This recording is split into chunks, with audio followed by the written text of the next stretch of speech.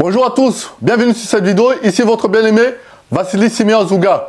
J'ai à cœur d'élaborer un sujet avec vous qui s'intitule sur la fidélité qui ouvre des portes, y compris la porte du ciel. Frères et sœurs, dans la vie de tous les jours, il est beaucoup plus facile de collaborer, de travailler ou de vivre avec quelqu'un qui est fidèle. On sait qu'il ou elle tiendra ses paroles ou ses engagements. Exemple, arriver à l'heure à un rendez-vous fait du bien à notre ami ou frère ou celui qui nous attend. Alors, point numéro 1, qu'est-ce que la fidélité? La fidélité, c'est la qualité de quelqu'un qui ne manque pas à une promesse, qui ne trahit pas un serment, fidèle à la parole donnée. Ce qu'une personne dit, elle le fait aussi. La fidélité, c'est la qualité de quelqu'un qui est fidèle, dévoué, attaché à quelque chose, attaché à quelqu'un, fidèle à un principe. Que veut dire Dieu est fidèle? Dieu est fidèle parce que Dieu ne ment jamais. C'est la base de notre foi. L'auteur aux Épîtres aux Hébreux dit qu'il est impossible que Dieu mente. Hébreux 6, 18. La Bible dit aussi qu'il n'y a ni changement, ni ombre de variation en lui. Jacques 1, 17. Ainsi donc, Dieu est fidèle veut dire que Dieu ne trahit jamais son serment ou son alliance. Car ce que Dieu dit, il le fait. Ce que Dieu promet, il le réalise. Dieu tient ses promesses en tout temps, en toute situation et en toute occasion. Favorable ou non, car il est le Dieu tout-puissant. Et Dieu n'abandonne jamais ses enfants. Dieu veut aussi que nous soyons fidèles, car la fidélité ouvre des portes. C'est ce que Jésus a enseigné et que nous allons voir maintenant dans le deuxième point de notre exhortation. Point numéro 2, la fidélité ouvre des portes. La Bible dit que Jésus est fidèle et Jésus veut aussi que nous soyons fidèles. C'est dans notre intérêt d'être fidèles parce que la fidélité ouvre des portes. C'est pourquoi Jésus nous enseigne la fidélité dans sa parabole des talents en Matthieu 25, 14, 30.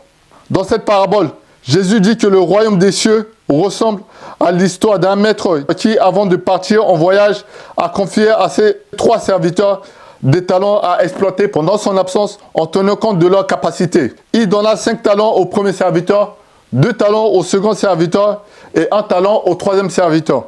La Bible déclare en Matthieu 25, 19, 23 que longtemps après, le maître de ses serviteurs revient et leur fit rendre compte. Au verset 20, il est écrit: celui qui avait reçu 5 talents s'approcha en apportant 5 autres talents. Et il dit: Seigneur, tu m'as remis 5 talents.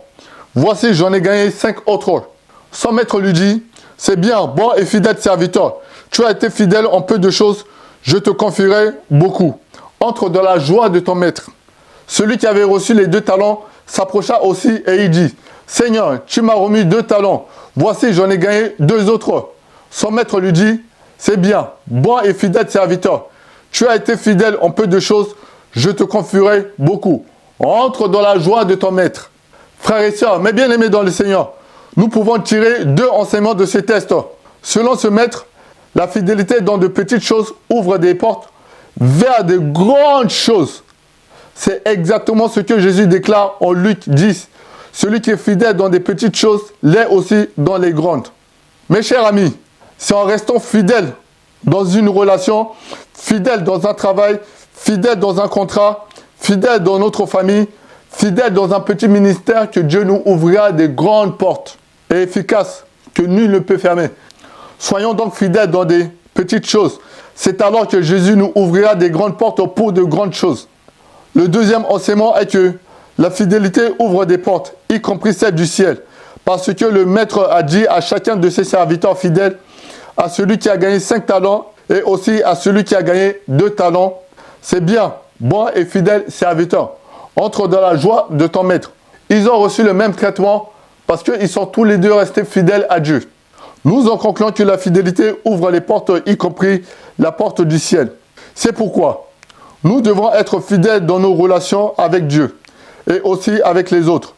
Fidélité au travail, fidélité à l'école, fidélité dans notre famille. Rappelons-nous que la fidélité est aussi un fruit de l'esprit qui doit être vu par les autres. Galates 5, 22. Point numéro 3, l'infidélité ferme des portes. C'est le cas du troisième serviteur dans la suite de cette parabole de Jésus en Matthieu 25, versets 24-30. Ce serviteur a reçu un talent, mais n'a rien fait avec ce talent, parce qu'il avait peur de perdre le talent de son maître. Son maître conclut au verset 32, « Serviteur inutile, jetez-les dans les ténèbres du dehors, où il y aura des pleurs et des grincements de dents. » Mon frère, ma soeur, ce serviteur est jeté dehors parce qu'il est infidèle et inutile. C'est pourquoi nous en concluons que l'infidélité ferme des portes, y compris la porte du ciel. Mes chers amis, le royaume de Dieu est un royaume d'action. L'inaction est très mal vue dans le royaume de Dieu. C'est pourquoi ce serviteur inactif a été jeté dehors dans les ténèbres.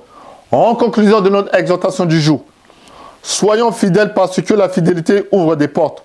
Paul disait à Timothée en 2 Timothée chapitre 2 verset 2, « Ce que tu as entendu de moi en présence de beaucoup de témoins, confie-le à des hommes fidèles qui soient capables de l'enseigner aussi aux autres. » Merci en tout cas de votre attention. Je vous donne rendez-vous pour une prochaine vidéo et je vous remercie. À très bientôt. Au revoir.